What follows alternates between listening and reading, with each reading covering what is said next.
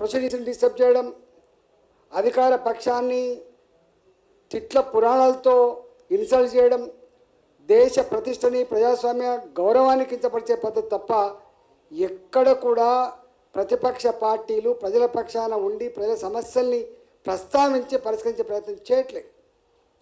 ఇవాళ ఆ ప్రొసీడింగ్ చూసిన భారత ప్రజానికం అంతా కూడా ఒకటే దానికి వచ్చాడు.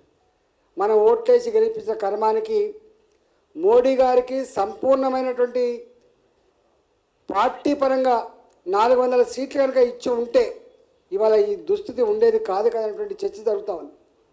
దాని ఫలితమే హర్యానాలో జరిగిన ఎన్నికల్లో పార్లమెంట్ ఎన్నికల్లో చేసిన పొరపాటు మళ్ళీ చేయొద్దని చెప్పి హర్యానాలో గెలిపించారు.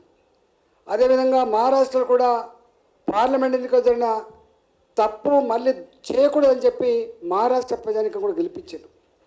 దేశ ప్రజానికం ఎట్లయితే భావిస్తుందో ఢిల్లీ ప్రజానికం కూడా అదే పద్ధతిలో స్పందించి ఈ మాటలకు చేతలకు పొంతం లేదు. ఇవాళ అనేక స్కాములతో ఆయన మొట్టమొదటిగా ఆమ్ ఆద్మీ పార్టీ అంటే పేదల కోసమే పార్టీని పెట్టి గదే మఫ్లర్ చుట్టుకొని పేదోళ్ళ లెక్క యాక్షన్ చేసి అనేక వాగ్దానాలు చేసి యమునా నది ఒక గొప్ప నదిలాగా ప్రవహిస్తా అని చెప్పిన, ఢిల్లీలో పొల్యూషన్ లేకుండా చేస్తా అని చెప్పిన, ఢిల్లీలో నిరుద్యోగ సమస్య లేకుండా చేస్తా అని చెప్పిన, ఢిల్లీ నగరాన్ని సుందరమైన నగరంగా తీర్చిదిద్దా అని చెప్పినటువంటి ఈ కేజ్రీవాల్ తాను బాగుపడ్డాడు తప్ప తను గొప్ప సీస్ మహల్ కట్టుకొని తాను గొప్పగా జీవిస్తుంది తప్ప పేదల బతుకులలో వెలుగు రాలేదని, అంతేకాకుండా ఢిల్లీ నగరంలో గతంలో తాగుడుకు ఇంత బానిసలైన సందర్భం లేదు.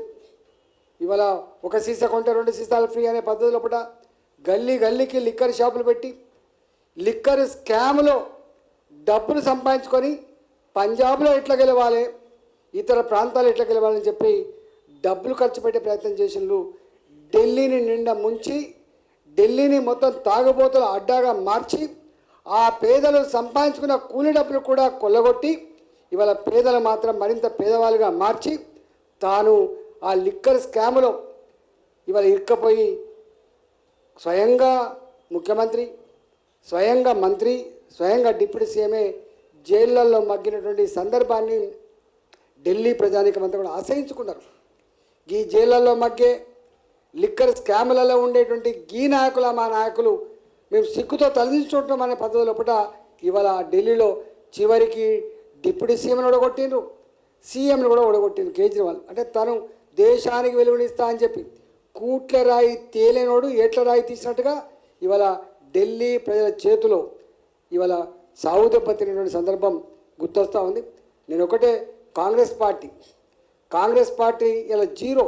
అక్కడ గతంలో ఢిల్లీ నగరాన్ని పాలించే కాంగ్రెస్ పార్టీ వాళ్ళ బిహేవియర్ కావచ్చు, వాళ్ళ పద్ధతి కావచ్చు, వాళ్ళ పార్టీ విధానాలు కావచ్చు, పార్లమెంట్లో వ్యవహరిస్తున్న తీరు కావచ్చు, ఇవాళ ఆ పార్టీకి 0 సీట్లు ఇచ్చింది. దేశంలో కాంగ్రెస్ పార్టీకి భవిష్యత్తు లేదని మహారాష్ట్ర ఎన్నికలు తేల్చి చెప్పినాయి, హర్యానా ఎన్నికలు తేల్చి చెప్పినాయి, ఢిల్లీ ఎన్నికలు కూడా తేల్చి చెప్పినాయి. రాబోయే కాలంలో నాకు తెలిసి 15 రాష్ట్రం అనుకుంటా, 15 రాష్ట్రాల్లో భారతీయ జనతా పార్టీ వాళ్ళ అధికారంలో కొనసాగుతోంది.